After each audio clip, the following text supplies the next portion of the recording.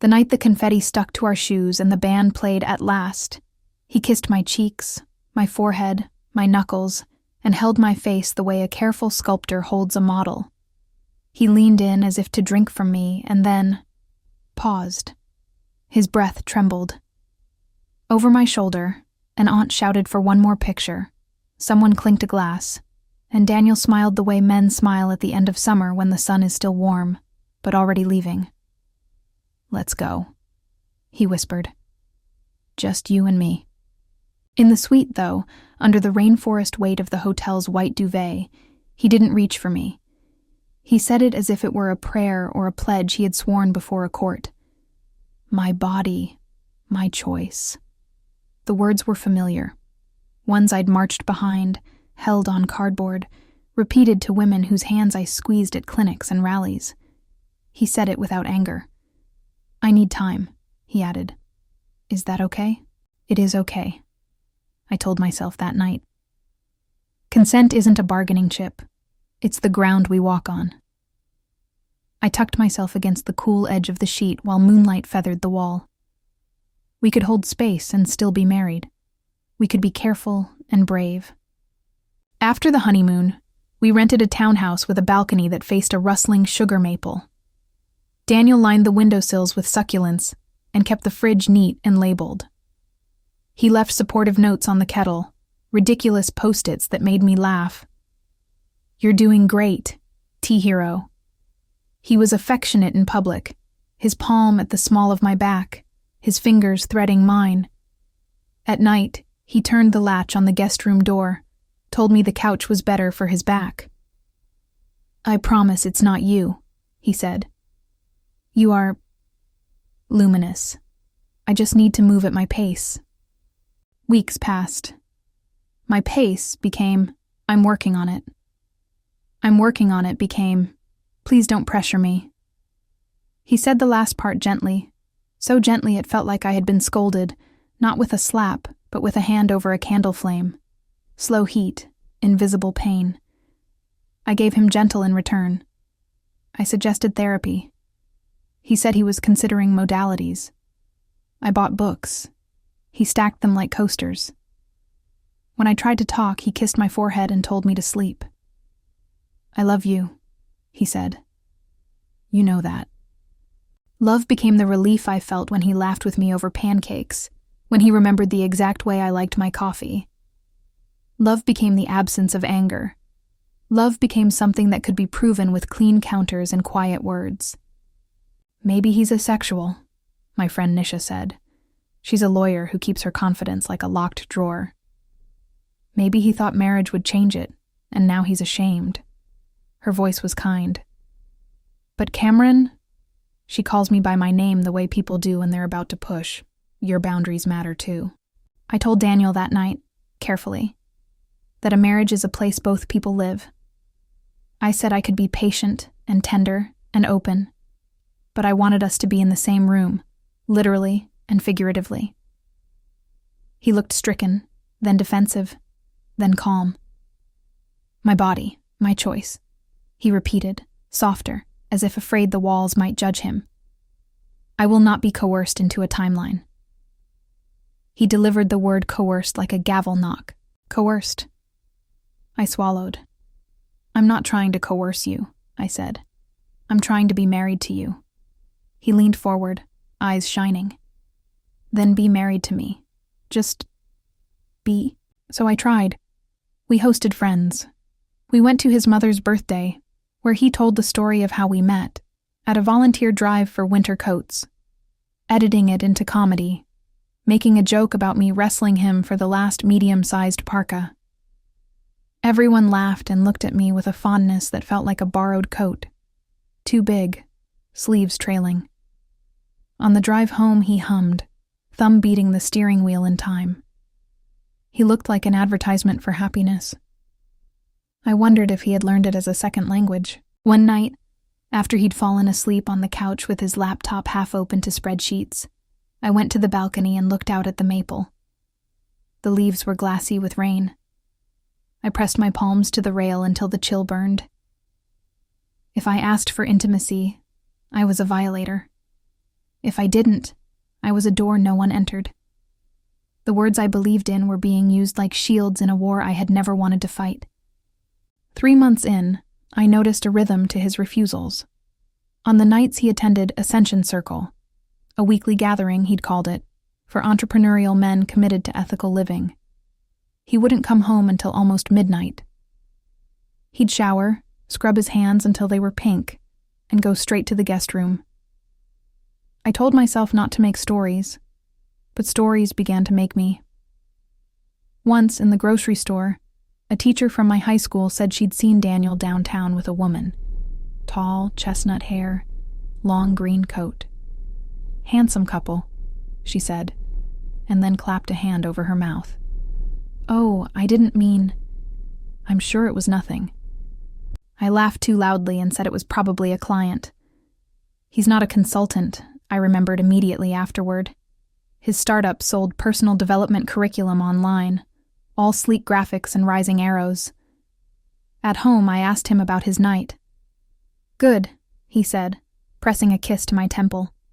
"We're doing a new curriculum on sovereignty. You would love it." Sovereignty, my body, my choice. The words circled like birds over something newly dead. I didn't snoop. I told myself that each night I didn't, I was choosing integrity over suspicion. But I did notice small things without trying. The guest room door, at first latched, began to be locked. The small safe, just for passports and deeds, he'd said, appeared under the guest bed.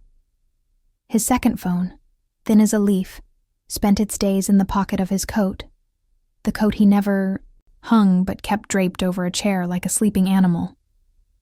"It's work," he said when I asked. "I don't want distraction during our time." One Saturday, I walked to the bakery near the river and saw him across the street, his head bowed. He was with the woman in the green coat. They weren't touching.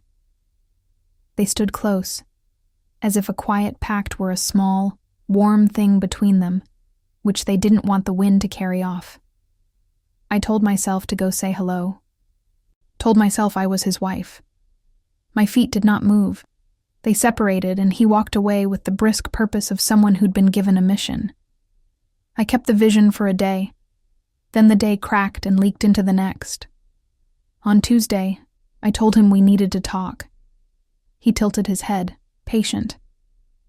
I told him I felt rejected, lonely, and humiliated by rumors I had accidentally joined.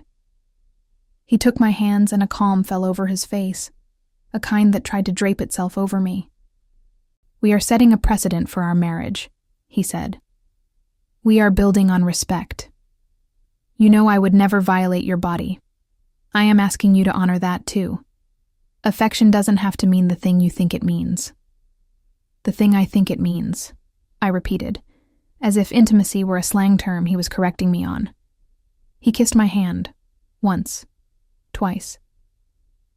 "Baby," he said softly. "We are lucky. So many people live their whole lives without this clarity."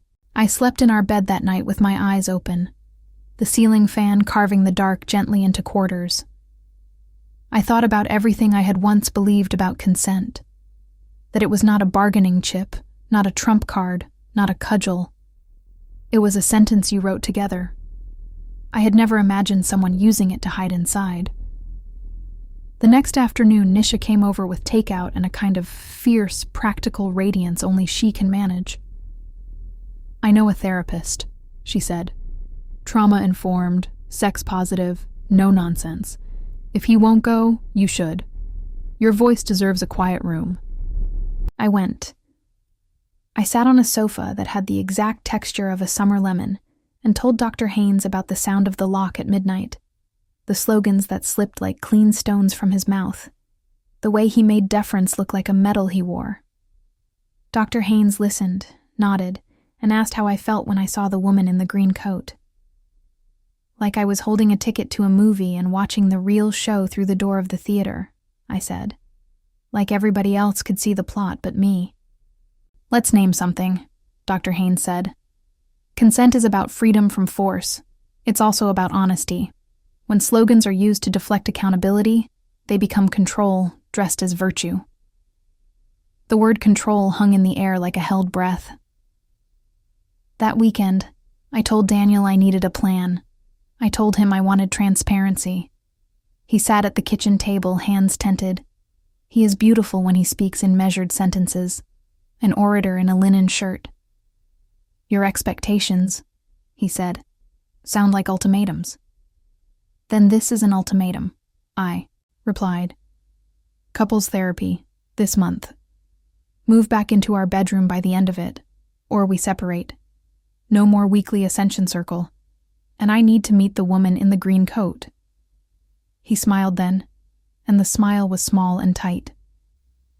There is no woman, he said.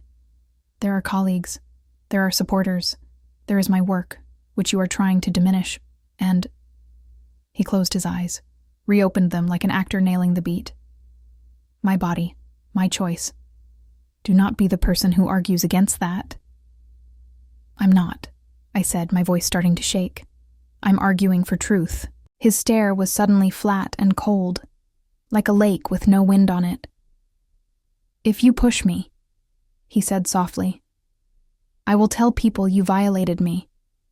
I will tell them you pressured me sexually. Do you know what that will do to your practice, to your reputation? You're the consent girl, remember? The protest signs? Imagine the headline. I felt the world tilt. The room held, as if by some humorless miracle, and then the air moved again and my lungs remembered their work. That's a threat, I said. It's a boundary, he said.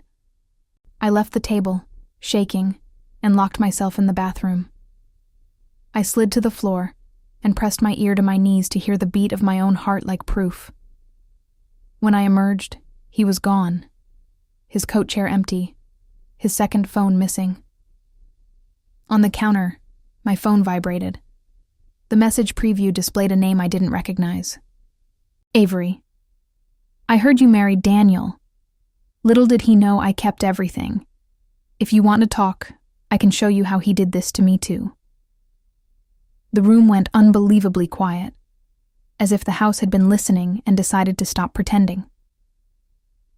We met in a coffee shop at noon, the safe hour for meetings between strangers and ghosts. Avery wore a green coat, the same I realized from the street. In person, she looked like someone who had once been famous for something gentle. The second we sat down, she said, "He will call this defamation. He will cry in front of you. He will talk about the sanctity of choosing, and then he will use your empathy as a bank." She produced a folder from her bag, thick with printed emails and screenshots. I braced myself for the shock, but what hit first was recognition. The uncanny familiarity of his, phrases, his ways of pivoting, the ceremonial gravity with which he delivered no.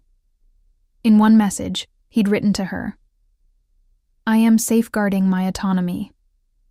Please don't make me the subject of your appetite." He had signed it with a heart. "Were you married?" I asked. "Engaged," she said. He moved in 3 weeks after the proposal. Told me we needed to delay physical intimacy to cultivate discipline and transcendence. She smiled with all her teeth, and it was not a friendly thing. He took out 2 credit cards in my name. I didn't find out for months. How? He insisted on handling the forms for our wedding venue. The venue didn't exist. It was a retreat center owned by Ascension Circle. He used my info. By the time I understood, he'd already left and told everyone I'd tried to compromise his bodily sovereignty. He used my values, Cameron, like he'd found the blueprint and marked the weak walls. My nausea flared and settled like a tide. "Why didn't you go to the police?" "I did," she said. "They said it was a civil matter. I went to a reporter. She wrote a piece that read like a breakup poem. I was careful, too careful, because I thought gentleness would make the truth more palatable." She pushed a flash drive toward me. "This is the careful version. The ruthless version lives on my cloud." We spoke for 2 hours. She told me how Ascension Circle worked. Monthly dues for content, Upsold workshops promisey. Optimization of sovereignty. How the men competed to demonstrate detachment from bodily impulse. How Daniel was a star because he wore refusal like a tuxedo. Some of them are true believers, she said.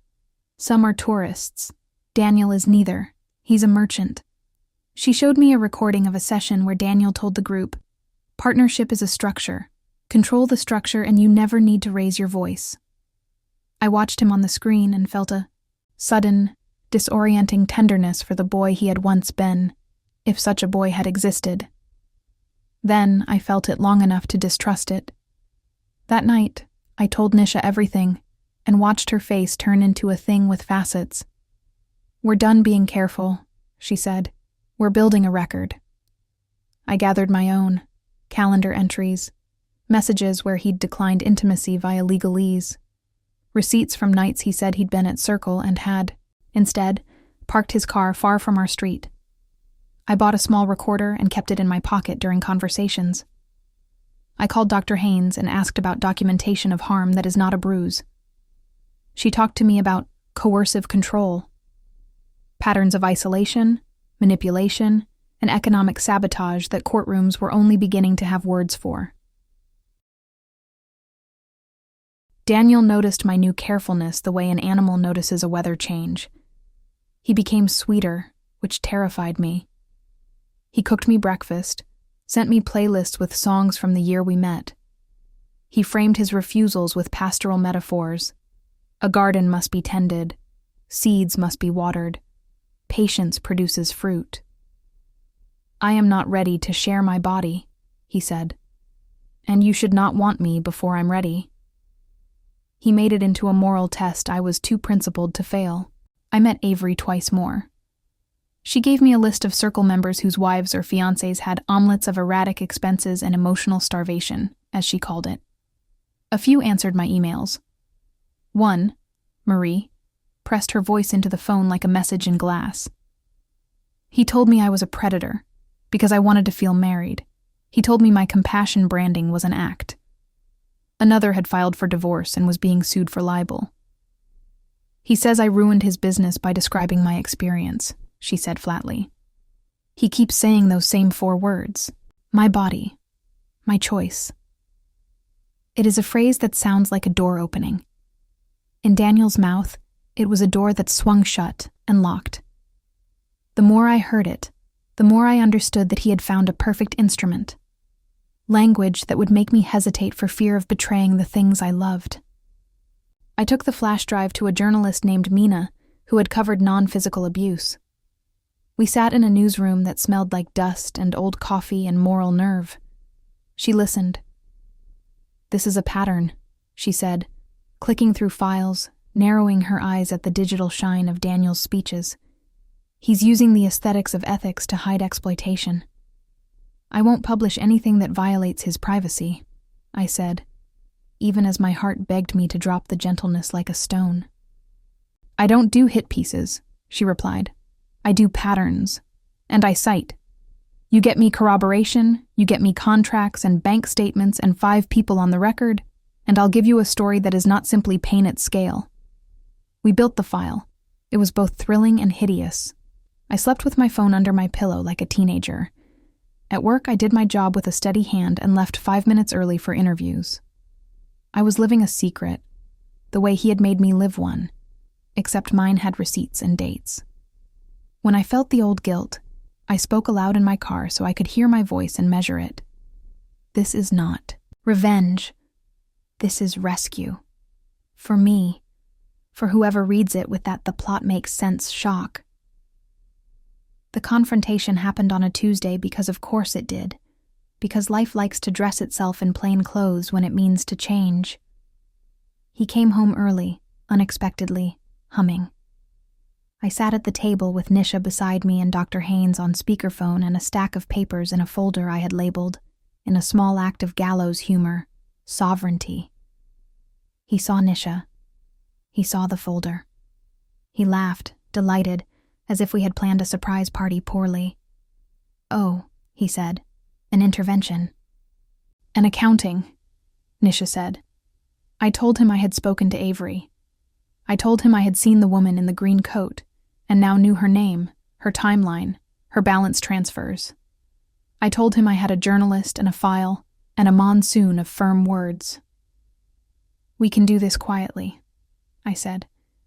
"We can dissolve this marriage, and you can refund what you took, and you can face this with the dignity you like to talk about." He looked gray for an instant, then bright again. "You think you can ruin me with your story?" he asked softly. "You'll ruin you. You'll out yourself as a hypocrite. You'll trash consent to make yourself feel better about not getting what you wanted." "Consent," I said, "is not a moat around a castle you keep people in. It is also not a license to lie." I pushed the folder toward him. "This is not about sex. It's about the scaffolding you built to stand above me." He opened the folder and saw, for the first time, the geometry of the evidence. For the first time, I saw him see himself. His smile faltered, the way a kite falters when wind goes sideways. He reached for calm, failed. "You can't prove anything," he said. "We can," Nisha said, with a lawyer's quiet joy. His face changed. Then, something slipped off it, a costume falling to the floor the second the orchestra stops. I watched him become the boy without a stage. He breathed hard once, like he'd come up from a pool, and then he did what cornered men often do. He lunged for the story. He reached for my hand, not to hold it, but to knead it, like dough. He began to cry. "Please don't do this," he said. "Please. You're crushing me. My body, my choice, my life, my choice." "You use those words like a trap," I said. "I'm opening it." There is a sound a house makes when a door opens after being stuck for too long. A groan, a sigh, then a hush that is nearly relief. Somewhere in our house I heard that sound, or I imagined it and decided to call it real because it made the air feel lighter. On the table, my phone buzzed. "Mina, we have 3 more on the record. It's enough." Nisha slid the papers forward. "You've been served," she said. He stopped crying. He stared at the envelope as if it were an animal that might yet be called off. "You will regret this," he promised, and the word promised was the most honest one he had given me. "I will grieve," I said. "Then I will be free." It moved quickly from there, quicker than the long months had taught me to expect. The bank accounts that had been quietly opened with my information were closed. The cards were canceled. The police took statements. The DA, to my surprise, listened. Mina's article ran with the kind of care that makes facts shine. Names abbreviated where they needed protection. Documents cited like holy text. Context braided through. Ascension Circle posted a response full of floated platitudes. Then another that was angrier. Then a third that was almost sheepish. A handful of men left the group. Quietly. Some with apologies sent like dried flowers through email. In court, the judge listened. She wore her hair tucked simply behind her ears, and when she spoke about consent, she did not flinch. "Autonomy is not a sword," she said in her ruling on the restraining order.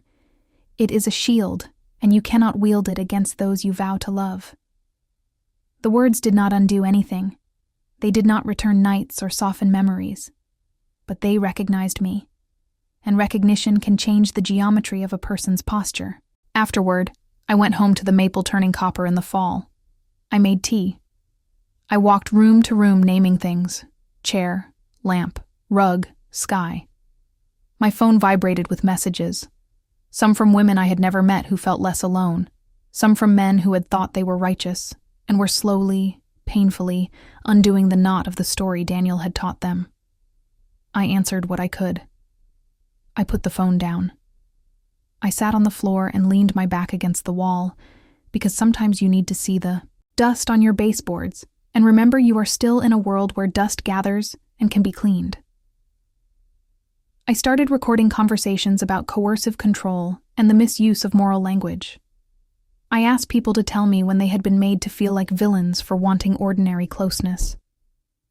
The channel grew, not like a wildfire, but like ivy, creeping, rooting. The stories were not the same, but they rhymed. He told me I was trying to own him, someone said. She told me her boundary was that we could never talk about money, someone else said. We learned together how to hold words gently and sharply at once, how to look at a phrase and ask what it was sheltering. Months later, on a morning that smelled like rain in a new city, I moved, not out of fear, but to see if my lungs worked better elsewhere. I walked past a mirror and saw myself pause. I recognized the exact angle of my shoulders as the one I had when I stood outside that bakery, watching him stand with Avery. Then I saw how my face had changed, not harder but steadier.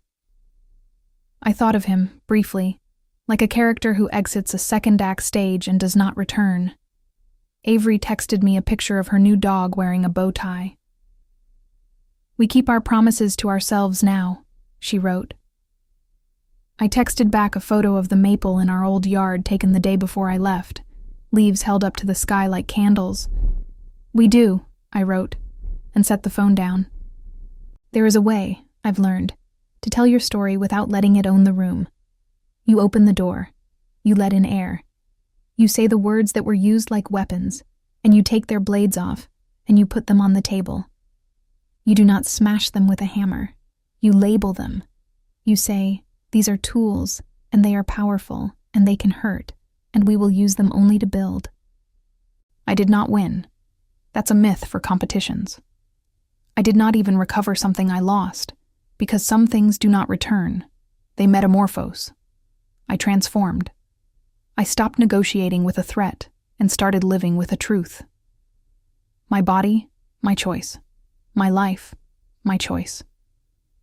The difference now was that when I said it, I was not hiding. I was opening windows and letting the wind do what wind does, move what can be moved, and remind what cannot, that it is, in fact, solid.